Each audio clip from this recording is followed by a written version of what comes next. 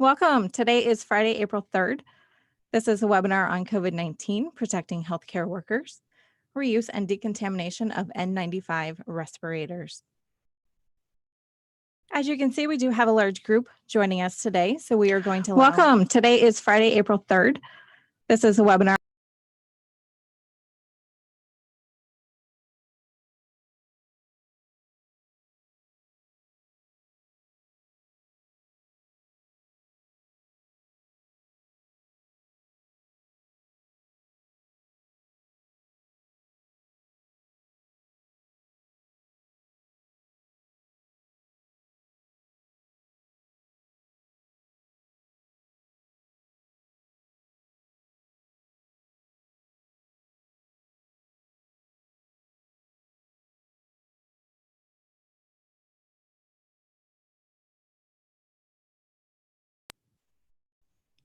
All right, sorry about that, folks. A little bit of a technical issue there.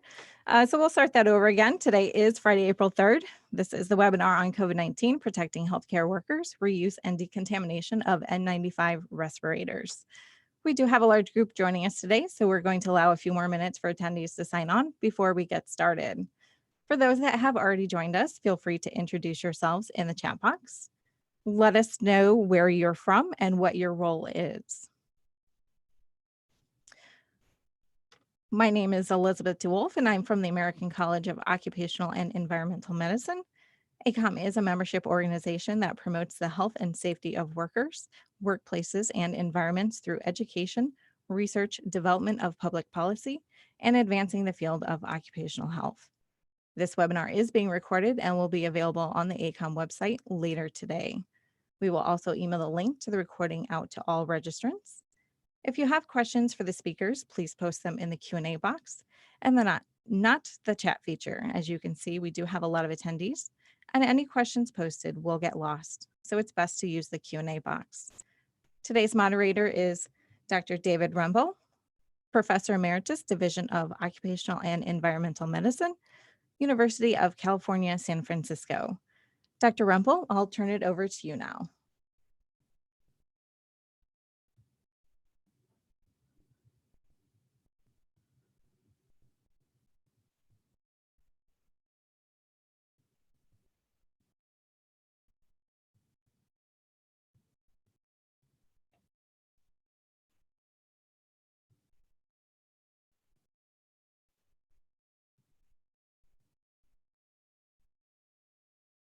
Running.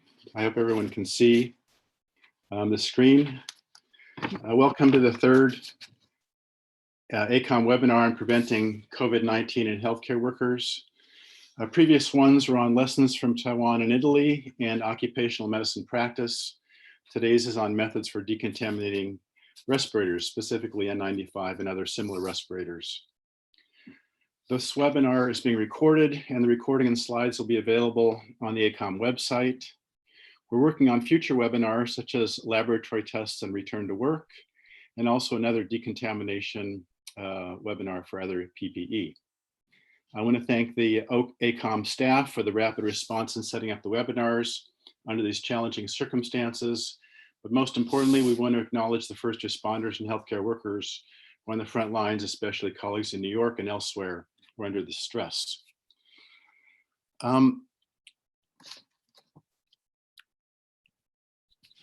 There are a number of cautions we want to start with. The number of cases and deaths in the US continues to rise. And given the limited supply of N95 respirators, clinics and individuals are beginning to decontaminate and reuse their respirators. While no one approves of decontaminating respirators, this is a national emergency, and hospitals and healthcare workers should be guided by the best science on effective and practical methods, and that's the purpose of this talk. A few major points: do not use alcohol to clean N95 type respirators. It interferes with the electrostatic membrane. Decontamination methods vary by type of N95 and similar mask models. Be aware of that. No method is perfect. We're concerned about methods that damage the mask structure or filter, that do not adequately contaminate the microorganisms or are potentially dangerous to users. And of course, after decontamination and return to the user should check the mask and strap integrity after donning and do a user seal chest test. Some of that will be covered by the speakers. We're pleased to have talks covering 3 approaches to decontaminating N95 masks. But before that, our lead speakers, both from NIOSH and the CDC, will discuss CDC guidance documents on this topic that were just released 3 days ago. If you have questions, again, please enter them in the question box. I'm going to now turn it over to Marie DePero and Edward Fisher, who will talk about decontamination and reuse of filtering facepiece respirators using contingency and crisis strategies. So I'm stopping, and it's now in your hands.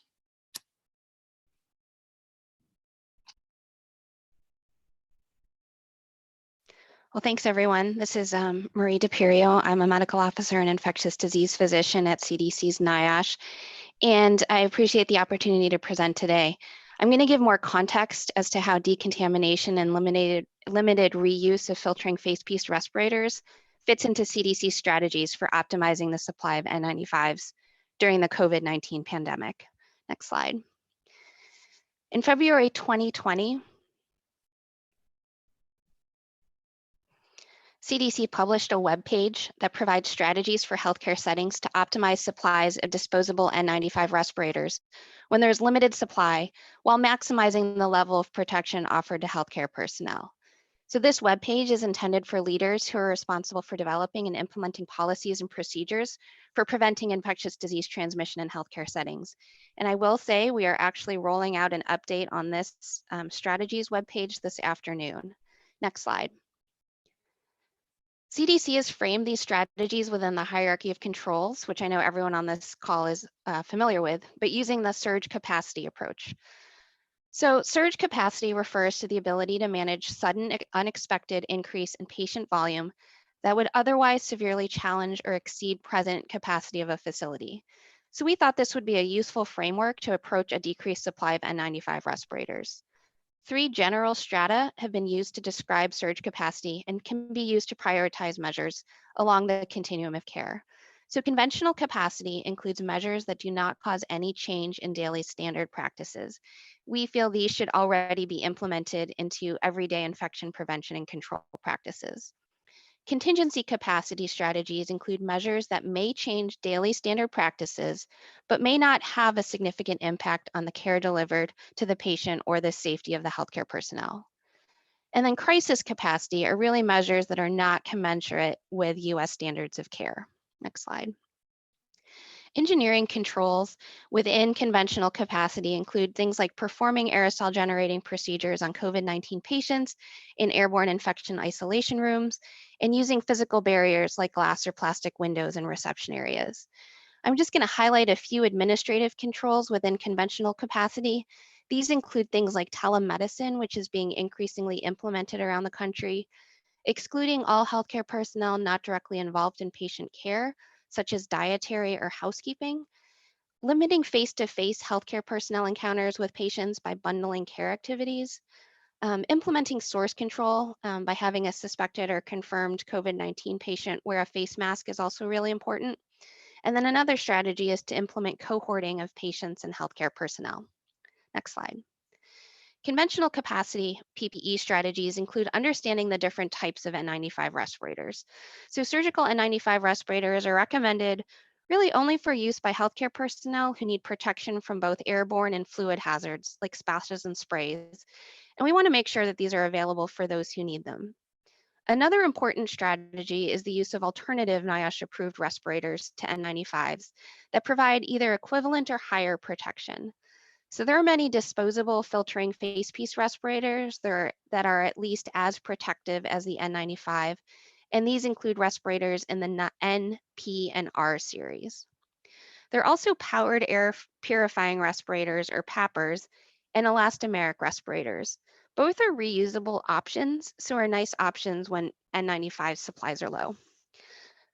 So before I talk about contingency and crisis capacity strategies, next slide, I want to make sure everyone understands the planning around making these decisions. So we recommend that healthcare facilities make plans in the event of increased demand and decreased supply of PPE based on the following. So it's important that facilities understand their current inventory and supply chain and understand their utilization rate.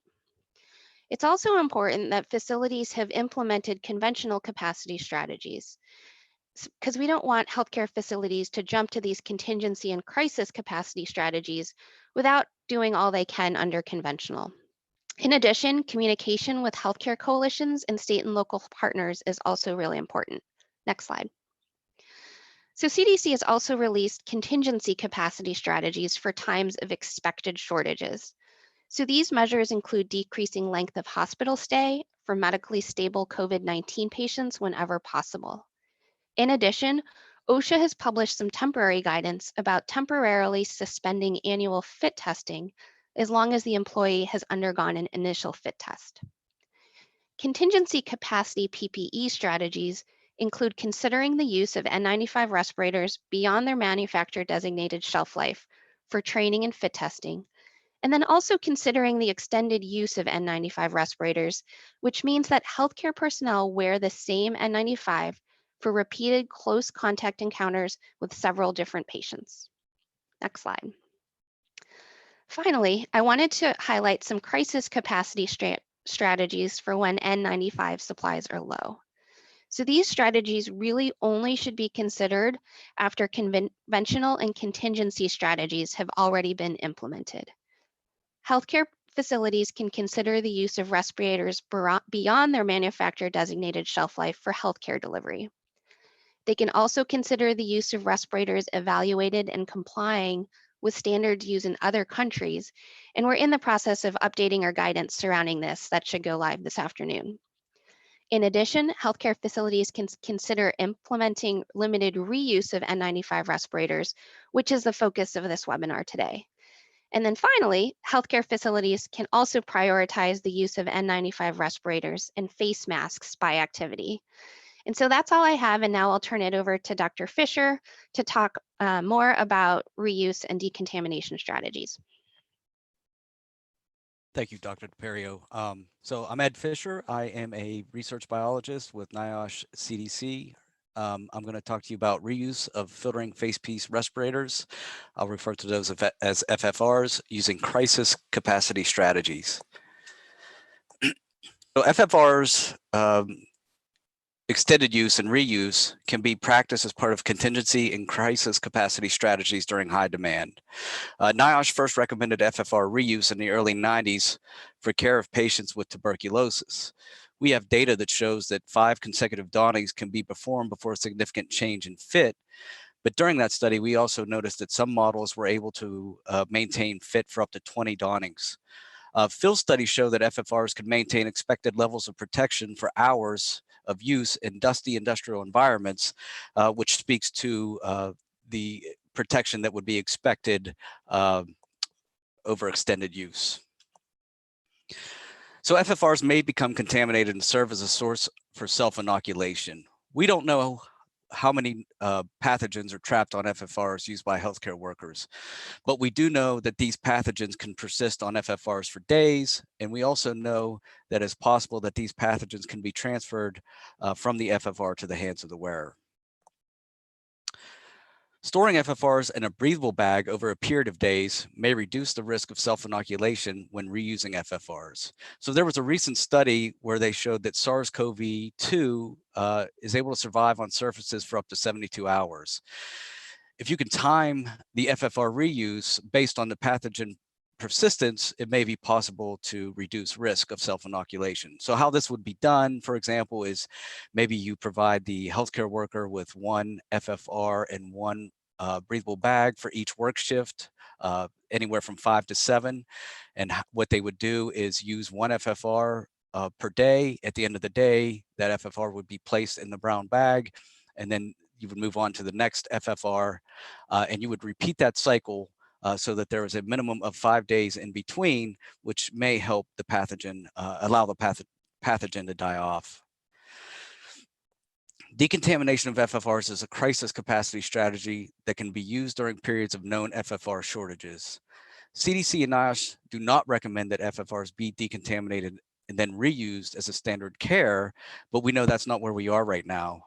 So if you're going to decon a mask, what you have to do is choose a method that reduces the pathogen burden, maintains the function of the FFR, and presents no residual chemical hazard to the wearer. And so NIOSH and NPPTL and others have assessed the effect of decontamination methods, looking at FFR filtration, fit, and antimicrobial efficacy, and that's part of what's covered in our guidance, which is more of a summary of the research.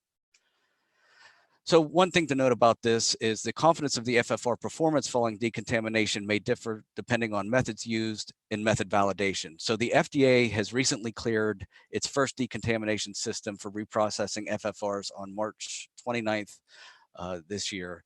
So the FFR models are tested for compatibility with that system, filtration and fit, also the antiviral efficacy, and I believe a sporicidal efficacy. So if you have an FFR that was decontaminated using methods that have been verified by the manufacturer or third party to show that that FFR performance is not impacted, those can be worn for any patient care activity. If FFRs are decontaminated with methods that have not been verified, then we would recommend, they could be reused, but we would recommend that they not be worn in the presence of an aerosol generating procedure. CDC has identified vaporous hydrogen peroxide, ultraviolet germicidal radiation, and moist heat as promising FFR decontamination methods. These methods have demonstrated antimicrobial efficacy with various viral and bacterial challenges. Through our research, we had no data for SARS-CoV-2, although I think there is data available now, at least for vaporous hydrogen peroxide. These methods show limited effects on FFR filtration and fit, and we feel that researchers and decontamination companies and individual hospitals and healthcare systems should focus their attention to these technologies. So vaporous hydrogen peroxide inactivates SARS-CoV-2 on FFRs without harming filtration and fit. So this vaporous hydrogen peroxide system that was created by Battelle, that was approved through the FDA emergency use authorization, has shown to inactivate SARS-CoV-2. It is shown to be able to decontaminate some respirators at least up to 20 times without degrading mask performance.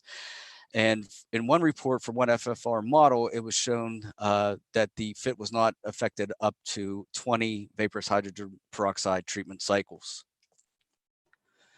FFRs can be decontaminated using ultraviolet germicidal radiation.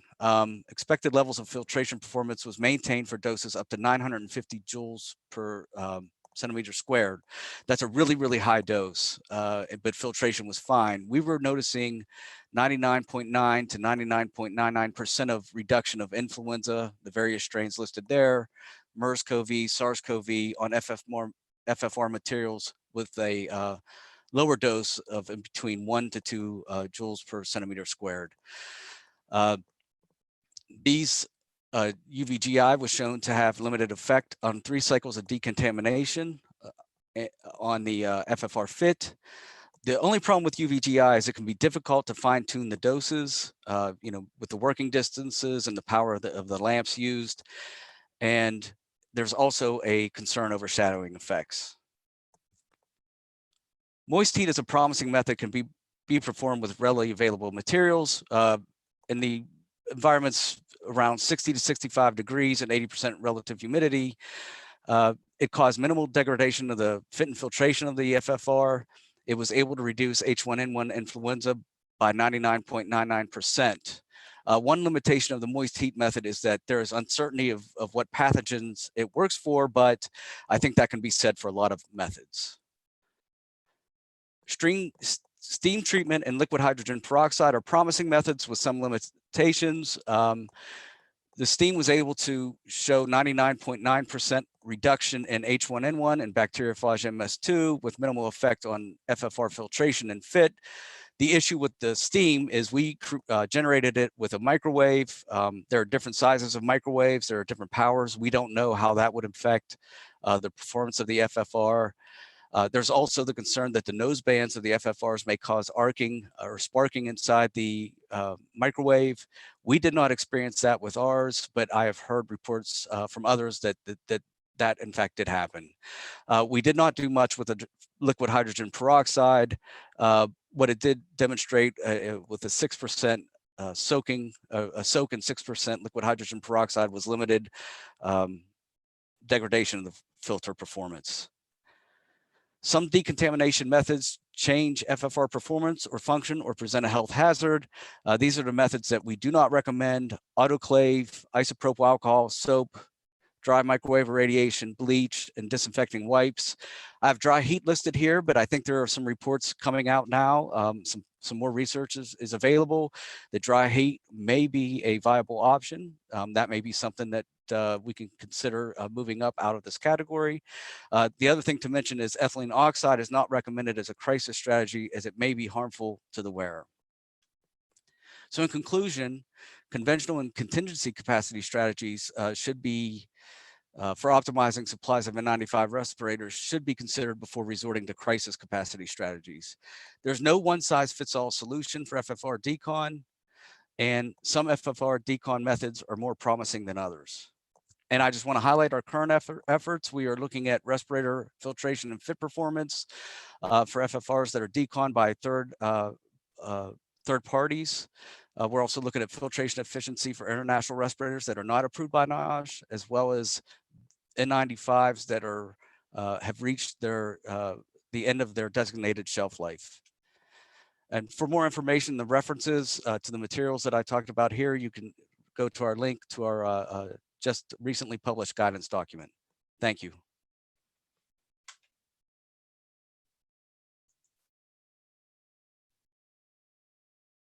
And I'll stop sharing and for the next speaker.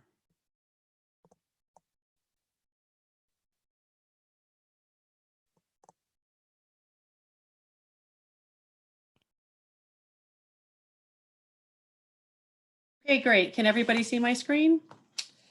Hi, I'm Margaret Gardell. I'm a technical spokesperson for the N95 Decon Consortium. In my day job, I'm a professor of physics at the University of Chicago. So I'm going to talk briefly today about our consortium, how it was formed, and what our goals are. The approach of moist heat as a method for decontamination of N95 masks, some of the strategies for this implementation, and the primary risks and current unknowns of this strategy. So the N95 Decon Consortium was formed about 2 weeks ago. We are currently comprised of 50 scientists from 8 different institutions across the United States. And our goal was to offer unbiased and an interdisciplinary evaluation of current known published data on the different methods of decontamination. We evaluated the existing literature on what's known for N95 decontamination methods. And earlier this week, our team, independently of the CDC, also assessed 3 promising methods for decontamination. This is UVC, the heat humidity approach, and hydrogen peroxide vapor and plasma. So it was really reassuring to us that these 2 organizations came up with the same promising methods. And I want to emphasize that our recommendations and our approaches pertain only to NIOSH certified N95 respirators. There may be variation between mask manufacturers and models, and this does not pertain to other surgical masks. And as now has been mentioned by the previous 2 speakers, the best practice is always to use N95s, and these recommendations are only to be used in crisis situations. And each healthcare organization needs to make the best choices for their workers. As was introduced, the heat and humidity approach for decontamination is one that has been used in past pandemic approaches, specifically in Asia. Heat is effective in inactivating many viruses on N95 masks. It's less effective on bacterial and mold spores. This approach involves elevating the temperature of the mask to 65 to 80 degrees Celsius. In either different types of humidity environments, you can think of one as being dry, which is about less than 30% relative humidity, or elevated humidity, which is 50 to 85%. The durations of this elevated thermal cycle is approximately 30 minutes. So I just want to give you sort of an idea of what these considerations are. So we're recommending, or we as a target temperature of 65 to 80 degrees Celsius. So when we think about a temperature target range, we have two considerations.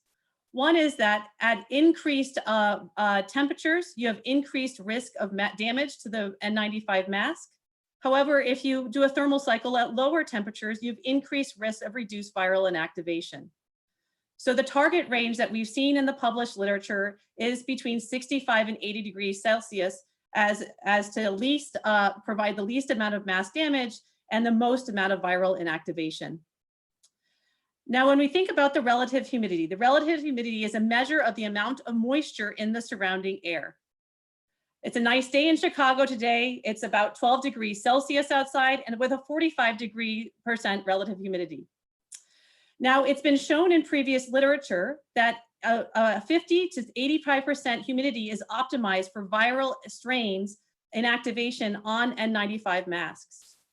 But this relative humidity is temperature dependent. So if I take a mask with a relative humidity of 45% here in Chicago and elevate its temperature to 65 degrees Celsius, this now has an effective less than 5% relative humidity. So you need to increase the humidity of the air to create this humidified environment at the elevated temperature.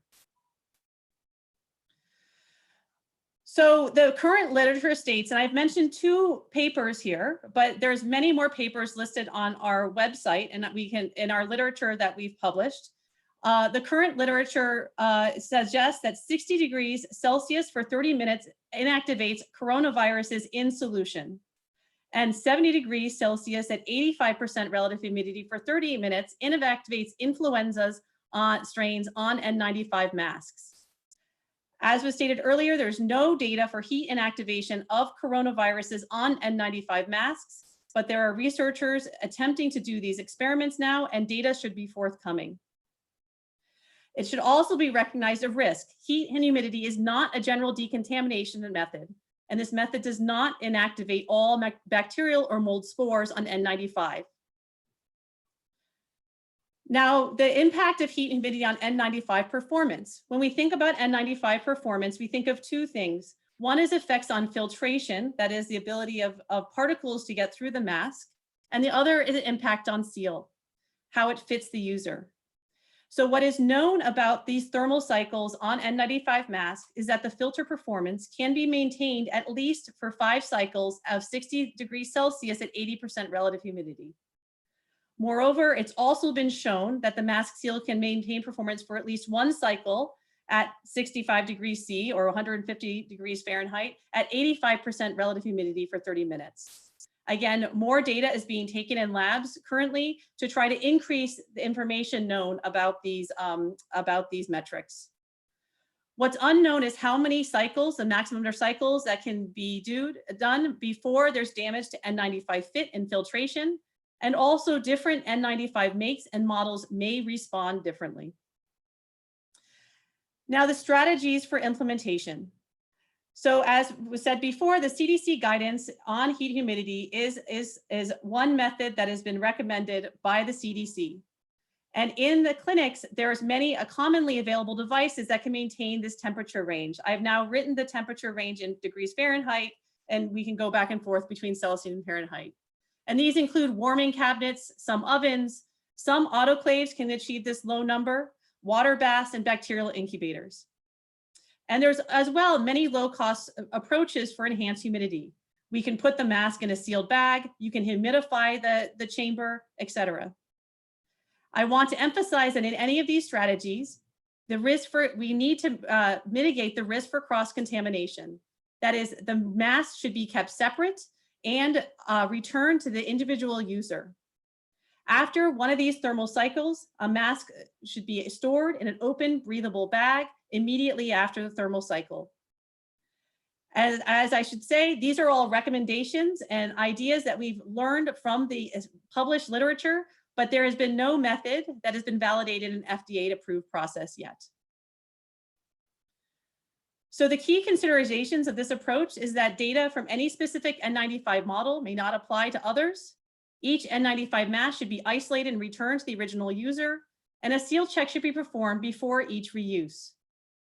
The risks associated with this method is that this is still yet an untested protocol for coronaviruses on N95 masks, and the virus may survive if improper thermal cycle conditions, including the temperature, the duration, and the humidity. The N95 fit and filtration may also be damaged by the thermal cycle conditions, and a seal check should be performed before each reuse. There's a risk of cross-contamination of resistant bacterial and mold spores, and so the N95 mask should be isolated and returned to the original user. In conclusion, our consortium has a promising method of thermal cycling of 65 to 80 degrees Celsius with 50 to 80% relative humidity for 30 minutes. This is a promising method based on all available literature. This method is still unproven for inactivation of SARS-CoV-2, and its use needs to be evaluated by the relevant authorities. This is a low-cost technique, and it could be implemented in a wide range of settings. Excessive thermal cycling may damage the N95 fit and filtration, and it will not protect against all bacterial and mold co-infection risks. However, if these risks are mitigated, this protocol merits further FDA feasibility studies. And finally, I'd like to acknowledge our entire consortium. If you want to see the review articles that we wrote on each of these methods, please see our website, n95decon.org. And thank you, and I will stop my screen share for the next speaker.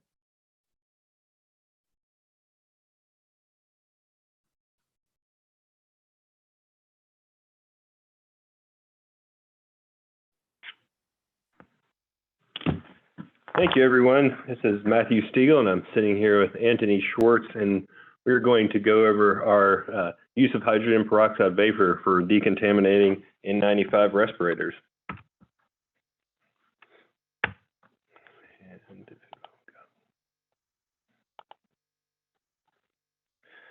So a little bit of historical context to where we started. We have some previous experience with hydrogen peroxide vapor. We have a regional biocontainment lab on campus and have been extremely excited and have the ability to work with the research scientists on that side as we've developed this process. So in 2014 and 2015, during our Ebola preparedness time frame, we worked on both an ambulance decon method using the hydrogen peroxide vapor, as well as an inpatient emerging pathogen unit decon method. And we're able to validate both those methods within those respective environments. But at that time, we didn't do anything with PPE decon or reuse, and we translated that during our current study. So from that historical context into this Battelle report, which is the Battelle report, final report for biocoil hydrogen peroxide vapor decon for reuse of N95 respirators, we built on that Battelle had done and translated that into the real world environment with actual people. So from the Battelle report, they had validated the decon of N95 respirators using the hydrogen peroxide vapor for up to 50 cycles of the N95. The reuse limiting factor was that the elastic straps degraded over time. And you can see the different parameters they had for their model and their method, and that's where we started our original method. So currently we have two physical locations where we are doing this process. In the bottom left, we have the biocoil Claris that is connected directly to the room and runs its process outside of the room, but feeds the room. In the right side of the screen, we have the biocoil Protec, which is a remotely controlled unit that sits within the room and modulates its parameters as the process occurs. So with both these units, they have 5 different cycles or phases in that each run. So it starts with a conditioning phase. That's about 10 minutes. There's a pre-gassing phase of 25 minutes, and then the gassing where the hydrogen peroxide quantity slowly increases in the room. And then the gas dwell where that quantity for that room is held at a constant and for 20 minutes. And then when this process is done, the aeration phase, which is anywhere from 240 minutes upward, based on how long it takes for us to go into the room when the levels have gone down, for it's safe to go in and retrieve the respirators. So approximately, depending on which methods we're using, which equipment we're using, it could be a total time of 320 minutes. And of course, the concentration varies based on room size, the equipment in there, and the load that we have put in there. So those are specific to the individual units that we're using. One important point is like I said, before we go in to retrieve the respirators, we have to make sure that the parts per million is below 1 for our staff to safely enter and pull the machines out. Pull the racks out. Basically, we do that by using a monitor with a hydrogen peroxide sensor to make sure that the levels have gone down before we do that. And the respirators themselves, it takes about 4 hours for the levels of hydrogen peroxide to fall below a detectable limit. It takes about 4 hours for it to be aired out. And next slide. And basically, once we figured out all these parameters, what we did was we set up some test runs to validate Vattel's process in our location using biological indicators. So on the right, you see the setup that we had, and it's just a schematic showing the Claris outside the room, and then the rack containing the masks. So the masks are not shown, the N95 respirators are not shown, but the biological indicators, the black discs, are the ones that are shown there. Each contained Geobacillus terrathomophilus 1 × 10⁶. That's got erased there, but 1 × 10⁶. So it's a non-pathogenic strain that's enclosed in a Tyvek pouch, and it's kind of impregnated on top of a stainless steel disc, which allows for the hydrogen peroxide to enter and kill if the run has been successful. So you can see we placed 9 of them at varying locations, and that's the end. We looked at them in the biological indicator results. So once you take the out, you just put that in growth media, let it go overnight, and take a reading at 24 hours to see whether there's been any growth or not. If there's no growth, then the decontamination cycle has been successful. The other thing, and I think most important one that Matthew mentioned a little earlier, is we actually took these decontaminated N95 masks and did quantitative fit testing. So on the right, you can see a picture of an individual wearing that mask that was actually decontaminated and going through the quantitative fit testing process. So we did this now for over 400 of these masks that we have decontaminated, and they've all passed without any issues. And there have been some that we have put through the method over and over again, and have also tested those to see if the quantitative fit test fails or not. Yeah. So what we wanted to quickly do today was share with everyone that it also takes a good bit of logistics to implement this in a large scale. So from receiving it in the healthcare, so we'll start at the top there from the healthcare worker after they're worn these. We currently have, as this colleague from CDC mentioned, reuse strategies. We ask that our staff reuse it within the shift, store it in a paper bag, and then at the end of the shift, they would just dump the mask into those red collection bins, top right corner, without the bags going in there. Bags can go in the trash. And then we have a runner who basically picks up these, consolidates them, and brings all the bins to a central holding location, which then we can distribute to the 2 different locations that we have set this up in. Once it reaches our facility, they're put on the racks. There I'm showing them as kind of standing up because of the picture, but basically we face the inside up and lay them on the racks. Currently, based on the configuration of the racks, we can get about 21 on each rack. We include a biological indicator with each run, and while the biological indicator is incubating, the masks are held in an aeration phase to ensure that hydrogen peroxide fully leaves. And when we get the results that it is negative, we do a QA check. So the QA check at the right there, lower right, is basically looking for any wear and tear, if there's been any soiling from makeup or other things, and also check on the elastic to see if there's any degradation, also the nose clip, whether that's come off. Once it passes all of that, it gets transferred into clean bins, taken to a central packing location where we put them 5 to a box, sorted by size, and then put it back into our supply chain, keeping track of run numbers and all of the other information. And it goes back to the user. So just highlighting back to the 3M technical bulletin that listed the 4 criteria for successful disinfection. I think in our operation, we have shown that it can satisfy that. So basically the first one was the target organism. So our surrogate was the spores, and we showed that 6 log reduction of the spores. And in the spectrum of disinfection, spores are more hardier than an enveloped virus. So our logic there was if it can kill the spores, then it can kill the virus, and that's how we were able to show that. Previously also, again, our method is based on the Battelle paper, which is very thorough in how they did the study. So previously also they showed that you were not able to recover actual virus from the N95. The second piece was there's no damage to the respirator filtration. We did even 3M has shown that there's no damage to the filtering efficiency. There's also the N95 Decon consortium that previous speaker spoke about. They've also done filtration efficiency testing to show that there's no damage. So I think we are in good footing there to say that there's no damage to the filtration efficiency.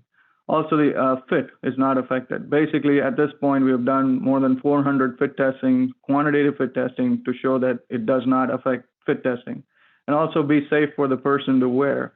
So we use actual sensors, H2O2 sensors, against the N95 itself to see if there's any off-gassing, and wait for a longer period of time to show that even within those fibers, there's not any off-gassing coming off. So I think we've shown at least that all 4 criteria are met.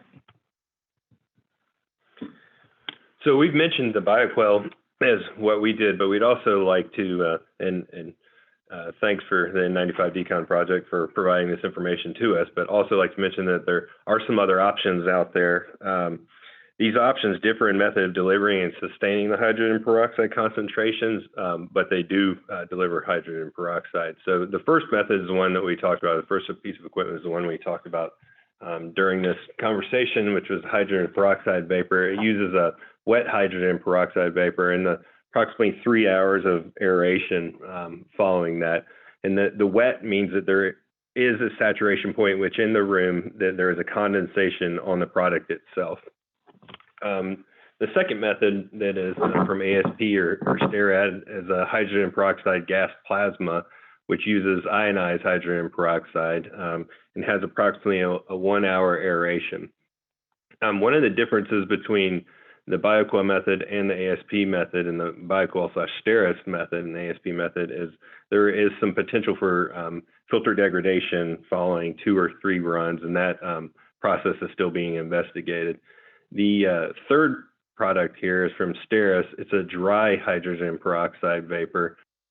It also has approximately a 3 hour aeration time. And finally, to hit on some of the pros and cons of these methods, hydrogen peroxide decon methods. So the N95 mask integrity, we've seen and shown, Battelle has also shown that you can have HPV up to 20 cycles and doesn't degrade the filter quality, the straps, or any of the fit for any of the 3M 1860 and 95s that we've used and the Battelle also used. The negative, which I mentioned on the previous slide, that high dose of HPGP also reduces filtration after 2 or maybe 3 runs. Some of the key considerations for H2O2 decon is that data from specific N95 models might not translate to other models, and we're currently testing other models as we sit here.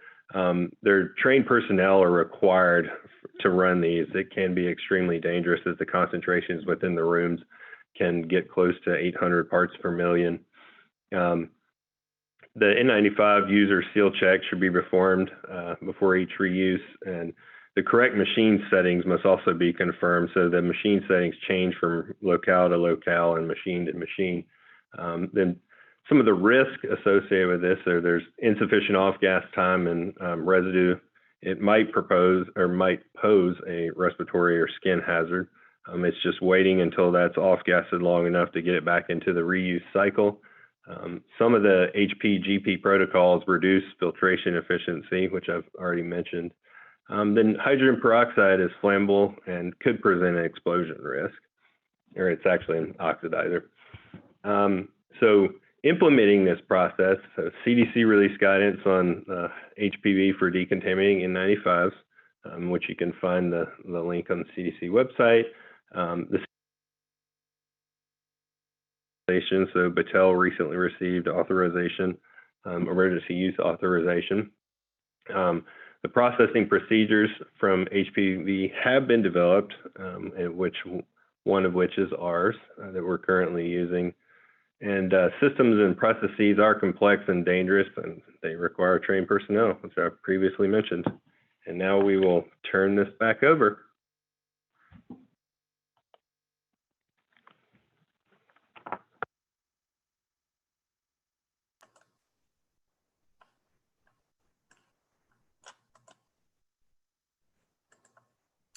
Hello, everyone. First off, I hope you guys are doing well today, and I hope you're safe and secure wherever you are. One of the things I'd like to tell you about is a little bit about the thought process that we went through before we decided to go with ultraviolet germicidal irradiation. So we started reaching out in early February to various government agencies because we had identified that it was very likely we were going to be in a crisis situation very soon when it came to the N95 supply chain. Looking at increased burn rate, looking at increased spread of this disease, and then looking at where the manufacturing base for these respirators were located, we were pretty sure that we were going to run into an issue. So when we were interacting with the various government agencies, asking what to do, we were told about extended reuse. We went through and reviewed all the extended reuse things that we were familiar with. We discussed it with our healthcare workers. And our healthcare workers were less than ecstatic about the idea of extended use and reuse with no decontamination in between. They had a lot of concerns about other organisms. They had a lot of concerns about how long this could remain viable. And remember, this was in early February. So we then went back to the various government agencies and asked for decontamination strategies and recommendations, and were directed back to the manufacturers. Went to the manufacturers and discussed it with them, and they directed us back to the government agencies, and we ended up in that catch-22 loop there. So seeing that we couldn't increase our supply chain because the numbers of filtering face piece respirators that we could order were being increasingly reduced, we set about looking at what we could do. So we had a lot of experience. Nebraska is home to the Nebraska Biocontainment Unit, which has treated patients with both Ebola virus disease, as well as patients with COVID-19. Of course, now everyone's treated patients with COVID-19. We started looking into various strategies. So we had a lot of research experience with VHP, with chlorine dioxide, with ethylene oxide, ozone, and ultraviolet germicidal irradiation, and started to try to put together what we felt would work best for us. To be honest, the reason why we decided to go with ultraviolet germicidal irradiation is we had a lot of experience with it, and we had it on hand. So when it comes to these things, remember, any type of decontamination will void the NIOSH approval. This is something that should be done only as in last resort, after you've already gone through the extended use and reuse, and when your situation is in crisis capacity. Of course, if you're on this webinar, it's probably because you're already in crisis capacity or near crisis capacity. So we're definitely dealing that. Some other warnings about this. We've been getting a lot of reports coming in from the field, even without various decontamination strategies. People just using extended use and reuse are still experiencing strap failure, even without decontamination. What we're hearing is that after essentially somewhere between 18 and 30 hours of usage, the elasticity on the straps are really going out and they're breaking, which shouldn't be surprising. These things are essentially $1.75 for a reason. We're pushing them well beyond the capacity. And I think all the other speakers would kind of agree, we're in a situation where no one likes that we need to do this, and that it's difficult and that it's problematic that we have to do it. But it's kind of the least worst of the worst options here. One of the things I would like to really highlight before we go any further into the discussion of the process we used for UVGI is not everyone should do this.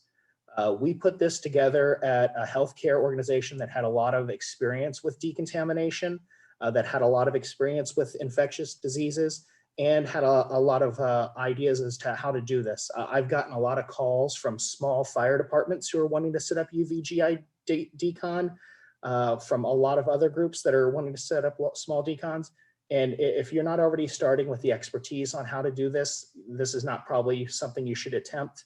I know it's hard to say, but stick to the reuse and the extended use strategies. And I know that's not comfortable. I know that's not comforting when you have no more N95s to reuse.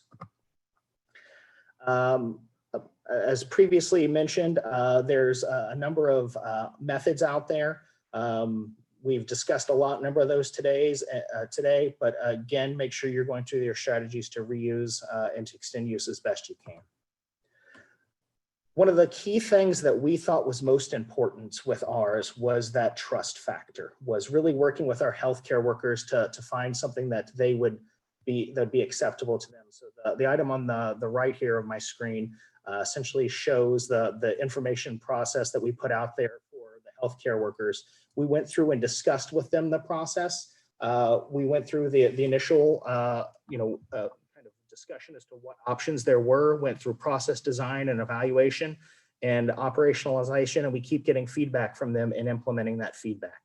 Again, one of the keys as to why we did this is when we initially went to the healthcare workers in early February and said, we might have to get to a point where you're essentially going to be sticking your disposable filtering face piece respirators into bags for reuse. They weren't exactly enthusiastic about it. We had a robust communication strategy, and we also had to put in a lot of safety processes. Those safety processes also included enhanced donning and doffing training. That is something that I would really stress is these items are disposable for a reason. They're meant to be thrown away. When we're teaching people how to doff these items under normal circumstances, we generally don't give a great deal of conversation or thought around making sure that you don't contaminate the inside of it as you're throwing it away. So we went through and redid our donning and doffing processes to really enhance and emphasize what they would need to do in order to make sure that they're doing these safely and successfully. So one of the things that we did in our process was make sure that they were getting back their own N95 respirator. As most of you hopefully are aware, even if you wear the same model of N95 as someone else, it fits to people's faces. So I'm a large man of about 250 pounds. One of my collaborators is about 170 pounds with very different facial features.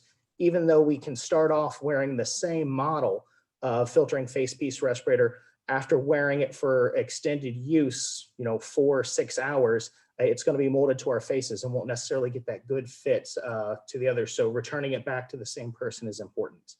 The other thing we did was we brought in the people from the hospital sterile processing units to go through and walk the process with us. These are people who do sterilization for medical instruments on a daily basis. So they were very familiar with the needs of what we needed to accomplish and really helped emphasize or really helped optimize and make the process a lot more effective. So why we chose UV? We knew it could be done. We did the research. We looked at the papers that were out there. Most of you are probably now at this point familiar with the Lindsay paper and the Applied Research Associates report that came out for the FDA. We talked to people about this, Brian Hunbach at the Applied Research Associates, and then we started implementing and looking at our processes. We also knew that from the Lindsay paper that the impact on the filtration efficiency was pretty minimal. So we went through and looked at the data and realized that we we could go through and we could do the kill without getting a lot of filtration degradation. We were also very familiar with N95s. We had used it previously for decontamination within our Ebola treatment unit after treating Ebola patients here in the United States. We had done research on ultraviolet reflective paint. So we had a good operational knowledge, and to be honest, we had it in ample supply. So we had a number of UV-GI generators on site that we were using for research purposes that we could repurpose and operationalize for full room decon of these N95s. The administrative process of this, I think, is just as important, if not more important, than the actual decontamination process. You want to make sure that people understand the route and that you don't accidentally cross circuit anywhere or short circuit. You want to make sure that the process is clear, that it's step by step, that each group that is participating in the process knows the flow from each of their perspectives and how it moves forward. And again, emphasizing the just-in-time and refresher donning and doffing. One of the other things that we really wanted to highlight with our healthcare workers is, if there was a damaged or a blood splattered or a heavily fluid contaminated respirator, that it did not enter into the reprocessing cycle. So the process map, we started with the healthcare workers, essentially that we have them start everything by inspecting the respirator. We do that during normal donning process, but this is not your normal donning process because it's not coming out of a nice clean box, or it's not coming out of a nice clean cellophane wrapper. So really inspect it, make sure that it's there, go through, make sure they're getting a good seal check. And of course, making sure that it's the one that they've previously used and it's being returned to them and it is their respirator. So they go through a variety of other steps as well, but I want to be cognizant of time and get to some more of our process before my time's up here. We have a courier within the hospital whose job is to make sure that these are moved from the healthcare workers to the processing point and then back to the healthcare workers so that we can track them within the facility. We also have a UV-GI associate. So this person goes through multiple steps to assure that they are getting the N95s. They're also inspecting them as they go through. And as they're inspecting the filtering face piece respirators, they're also looking for visible contamination or damage before they even take them through the UV-GI cycle. Once they go through the cycle, they are then repatched and replaced or put into clean bags. We go from a brown bag to a white bag process so that the people know that they're getting a FFR that's been decontaminated. So we optimized our process with trial and error. We started with a variety of placements. We mapped all of the N95 placements in the room, and then we went through and we did our exposures. I want to highlight what we were initially doing was surface decontamination, not for the entire filtering face piece respirator. The reason why we were doing this is because when we started doing this, it wasn't something that was widely acceptable. So we didn't know how people were going to react. So we're trying to be as cautious with the dosage as we could. So while we were mapping to the individual individual filtering face piece respirators, we only had one UV-GI meter in the room. So once we had mapped the surface and the dosage that each map would get, we were essentially using the UV meter to help control the process and make sure we were getting the appropriate dosage for the room. So the masks themselves, when we started out, we're getting around 600 millijoules per centimeter square on each side of the mask. With a lot more information that's come up, we've actually upped that to between 1 and 2 joules per each side of the mat, depending on the placement of each of the respirators. Our process for confirmation, we used BSL-2 bacterial and viral surrogates that we had available at the time. We used Staph aureus and chikungunya virus. We only did this, the testing at that point on 10 filtering face piece respirators. Again, we were trying to validate our process. And to be quite honest, we did not have filtering face piece respirators that we could dispose of because they were in such short a supply. So we went through and used it for that. We also went through and did a number of, and we received 10 to the 6 organism kill on each round for the ones that we did.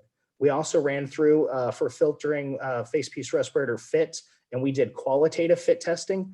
We did not do quantitative fit testing because we did not have a volume of filtering face piece respirators that we could essentially destroy to do quantitative fit testing. Yes, quantitative fit testing is much better, but we had to return these masks and keep as many usable within the cycle as we could.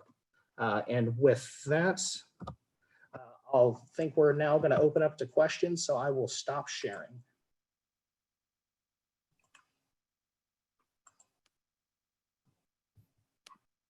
Thank you, Sean.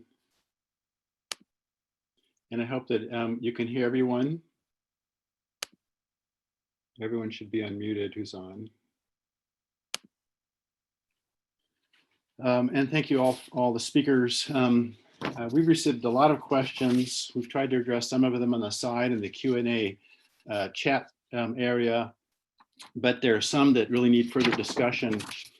First of all, just a few notes regarding what was said. In terms of ozone treatment, as far as I know, there's no data on the effect of ozone on the electrostatic membrane on an N95, which is so critical, and why the N95 is better than a surgical mask. So there needs to be research on that, and there is underway.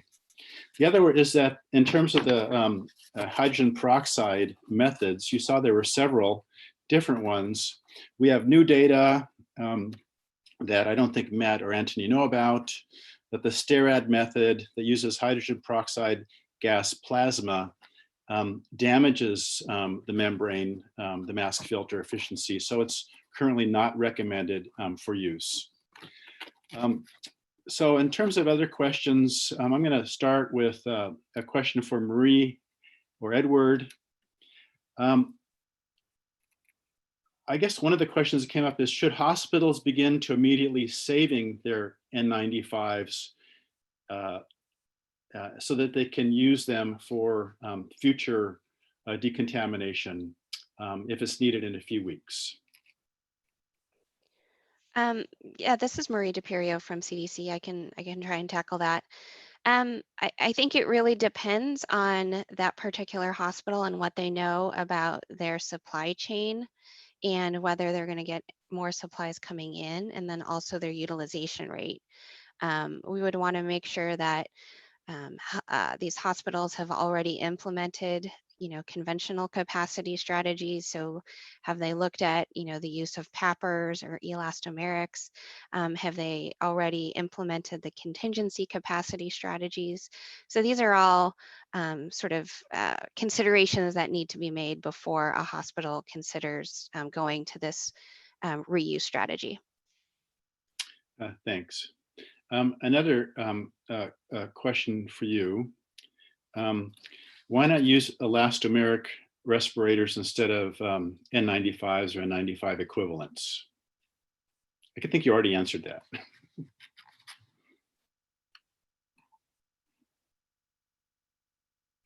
But you can answer it again. Hey, this is Sean. I'll hop in here.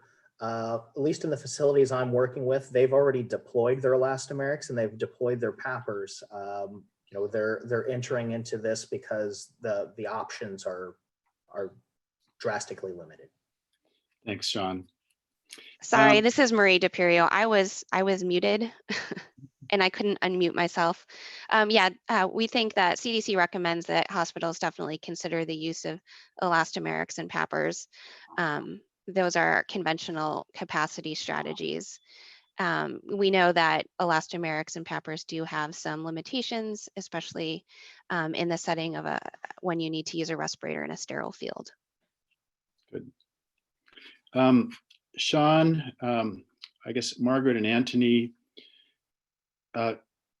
should the masks, decontaminated masks, go back to the original user or not? And if they should go back to the original user, why?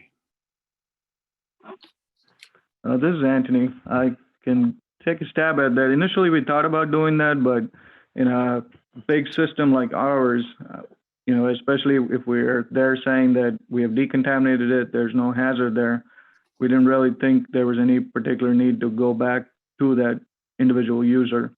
And we also based that on, the fit testing results that we did, we found that, people completely different from the original user were still able to fit test and fit test pass. So we had confidence that somebody else using that could also wear it. Yeah. Yep. I will say for the heat and humidity option, we would recommend the masks need to go back to the original users because of the risk of cross-contamination with that method. Sean, any comments from you?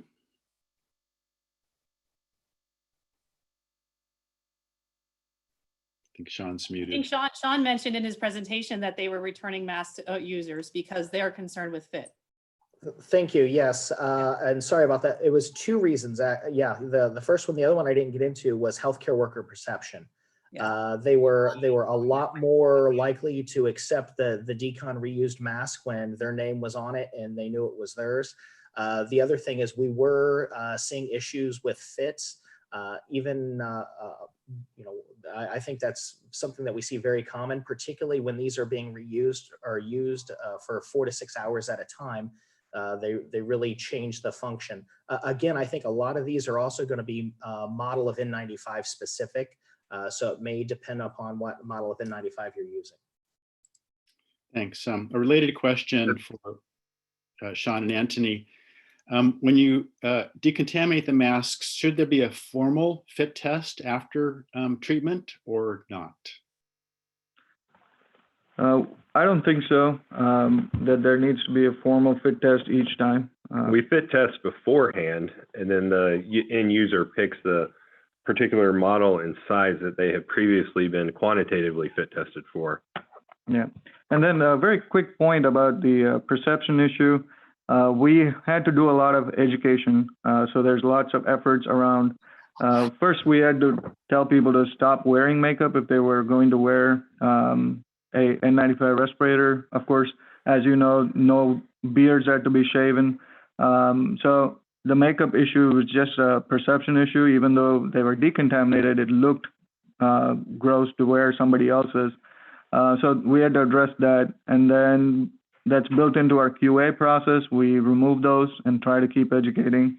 And then just our leadership too. They've been very supportive and from top down, showing confidence in the method and our data to say that, yes, this works, and then constantly messaging that so staff feel more comfortable. Sean, do you have any comments about that?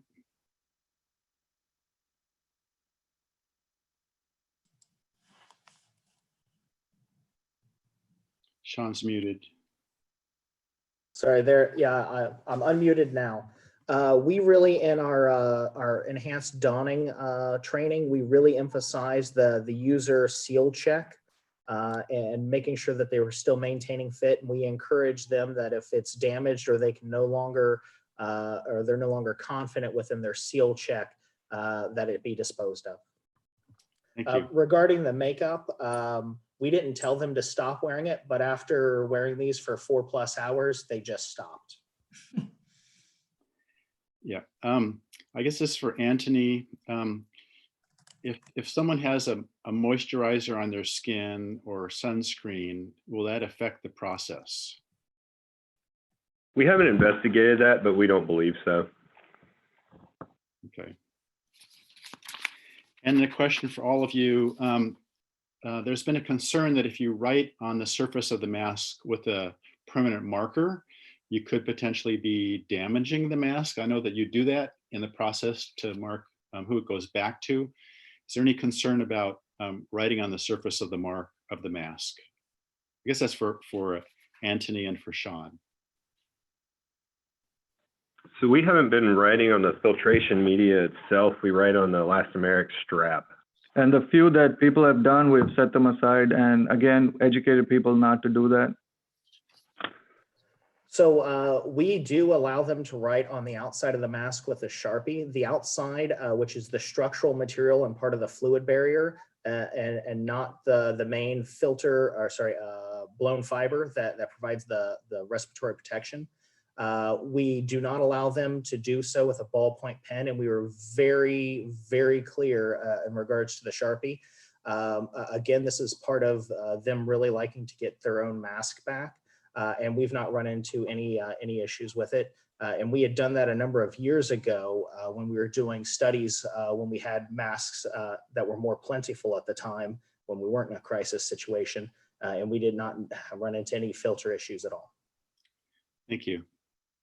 A question came up for Marie and Edward. I guess this is really beyond the current topic of N95s, but if people are using surgical masks, the standard surgical masks that a lot of people use in a medical center, or they've even made their own cloth masks, do you have any recommendations for cleaning them? Should they be thrown in a washing machine? This is Marie. I'll let Ed chime in, but currently CDC doesn't have any recommendations for what to do with cloth masks. And I think our research is limited to N95s and not face masks. Ed, do you have anything to add? That's what I was going to say. We don't have data. We never looked at processing cloth masks or surgical masks. Good, thanks. It's been noted that the Battelle system has been approved by the FDA. The hospitals have to make a contract with Battelle and then ship their N95s to Battelle for decontamination. It's a hydrogen peroxide method. And I think they're setting up a site in Boston for doing the decontamination. Matt or Anthony, do you want to talk about their system at all? It's a little different than your system, I think. I'm not really familiar with their system, except that it's a hydrogen peroxide system. Yeah. And their quantity is larger than our availability. Yeah. Yeah, I think they can process thousands and thousands per day. But yeah, I think it's about 80,000 is what I heard originally. Yeah. Okay. Getting to the numbers issue, that's for, I guess, first for Matt and Anthony. How many, with your system, how many can you process per day? How many masks? So currently we only have one shift of workers, and in that process we can do 2 cycles and 2,500 masks. So 2,500 per cycle? 2,500 for 2 cycles in a shift. Okay. And Sean, what about your system? You're still muted.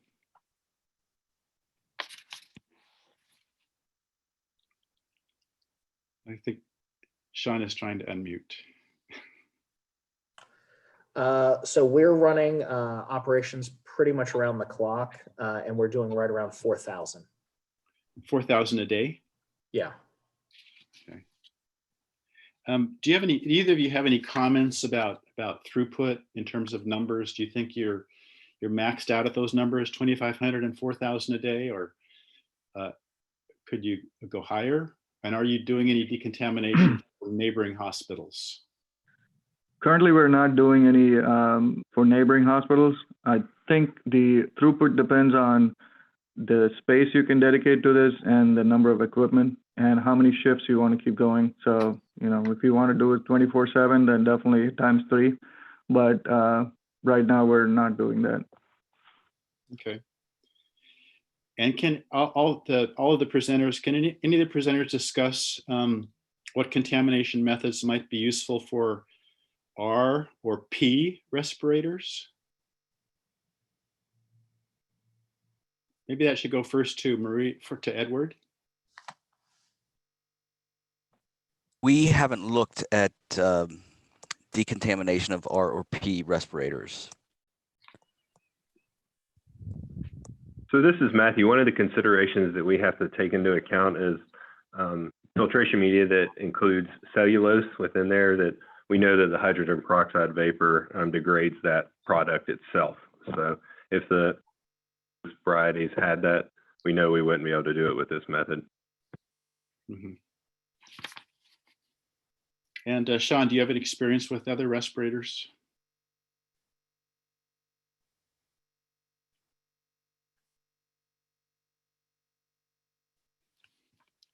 still muted. So we're not the FFR kind. We are employing the elastomerics, and we're doing essentially a decon after each use, but we're doing wipe downs similar to how the manufacturer recommends. But those come in the NIOSH approved NATO cartridges. So we've trained our people after they use them to go through and wipe down the cartridges very carefully on the hard sides and not to penetrate the fluids into the filter. Thanks. Another question for you, Sean. The UVC light has to strike both sides of the respirators, and I guess all sides of the straps. How do you guarantee that with your process? So we have UVGI coming from both sides, and we hit it with an extended period of time.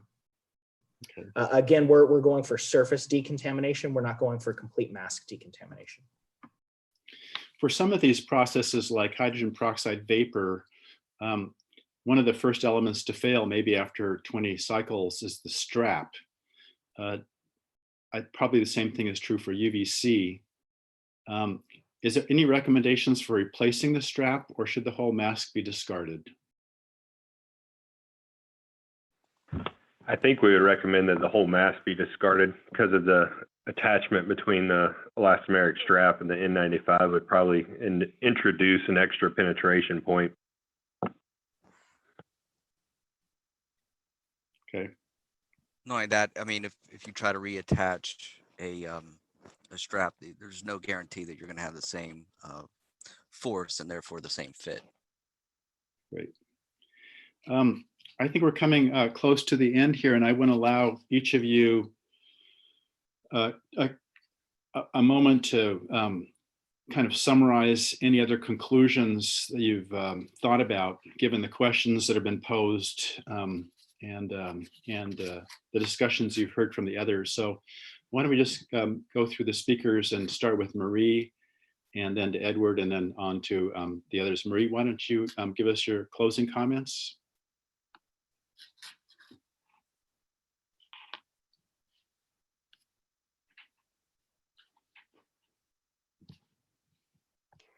I think you're muted. Yeah, sorry, I was not able to unmute myself. I would just say that, CDC's optimization strategies for N95s are, pretty carefully laid out. My message to all healthcare facilities considering going to limited reuse would be, make sure that you've already implemented conventional and contingency capacity strategies.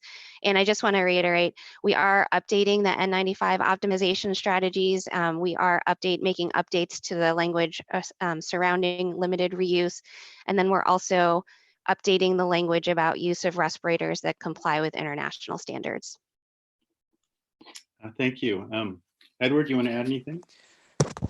Yes, obviously I agree with everything that Dr. DiPiero just said, but if you have to go to the capacity strategy, just the methods have to show that they don't affect the infiltration of the FFR, that they are removing the pathogen or are capable of removing the pathogen of concern, and that that there is no health effects for the healthcare worker that's going to potential health effects for the healthcare worker that's going to redon that FFR. So I think that's very important. And also our efforts here at NIOSH, working with third parties, we're going to start evaluating filtration and fit of decontaminated respirators.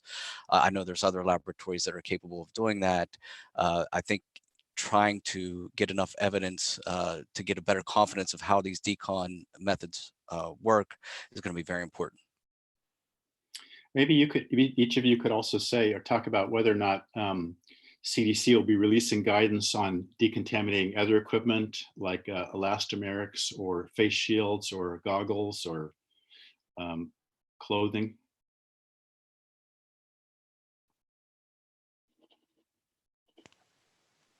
I know that's an area that we're interested in. I can't speak to what guidance is available. Just from my knowledge, I don't know if Dr. DiPiero has anything to add to that, but obviously N95s are not going to be the only thing that are in shortage, and this is definitely on our radar. Yeah, this is Marie DePerio. CDC does have some limited guidance surrounding reuse of isolation gowns and eye protection, and those are on our PPE optimization strategies website. Thank you. So that's for isolation gowns and eye protection. Great. And Margaret, any concluding comments from you? Yeah, I just like to say, I mean, obviously this is a situation that none of us want to be in. We're trying to reuse equipment that's meant to be used only once. But all of us, you heard from all the panelists, are trying to help everybody come up with answers and solutions for their own practice. As part of the N95 Decon Consortium will continue to collect this information, distill it with our collective guidance and put it on our website as new data comes about from both private and academic and public labs. Thank you. And then Matthew and Anthony. Yeah, this is Anthony. So I think a couple of things: basing your methodology on some solid technical information, so you're confident that it's working. And then the next piece is just the QA, because that leads into making sure you're putting a good decontaminated product out for the staff. Yeah. I'd like us also to consider that the educational and communication efforts where we're rolling out reused product are ideal or key for frontline staff, so they know exactly what's happened and exactly where we're coming from. Thanks. And then Sean. I'd first like to start off by saying I agree with everything the other speakers just said. Particularly, I'd like to highlight what Margaret said about none of us really wanting to be in this situation. Again, I would say warm, moist heat will work, vaporized hydrogen peroxide will work, UVGI will work, but it will not work for everyone. You've got to have trained professionals in a system down to know how to do this. The long-term solution to this is greater supply, which is a lot easier said than done. I know of a lot of metropolitan New York hospitals and Seattle hospitals that just have nothing right now. And that's problematic for them. So we gotta increase the supply. While you're trying to get out there and increase your supply, also be very careful, because we're starting to hear about counterfeits and knockoffs now hitting the market. Thanks.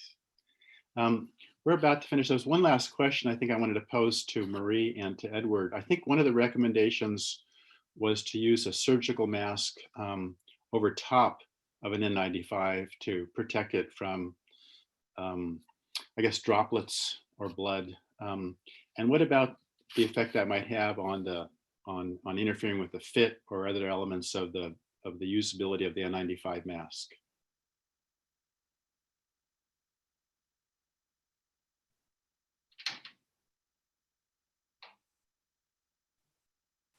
I think we would prefer that a face shield be employed first. We have done research on the effects of surgical masks placed over an N95, but we feel more comfortable with the use of a face shield. This is Sean. I would agree with them. I'd also say surgical masks are also and procedure masks are in very short supply in a lot of places. So you're burning two consumables at once. Okay, thank you.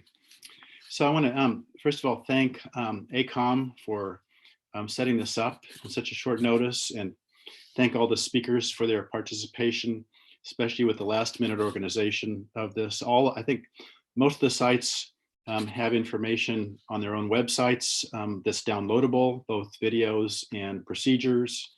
And I know that this is being recorded, and the slides will be made available to you after the talk on the ACOM website.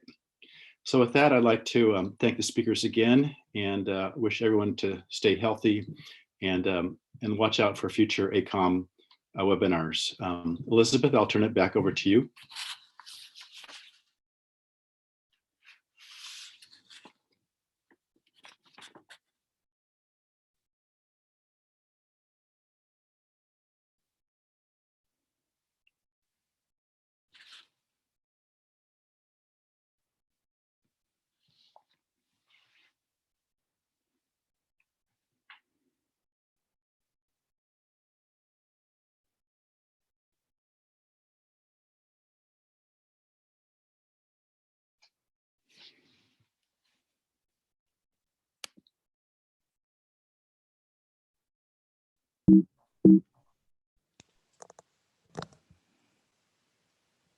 All right, thank you, Dr. Rumpel. Unfortunately, we are out of time. And on behalf of the ACOM leadership, I'd like to thank you and all the panelists as well for joining us and leading this presentation.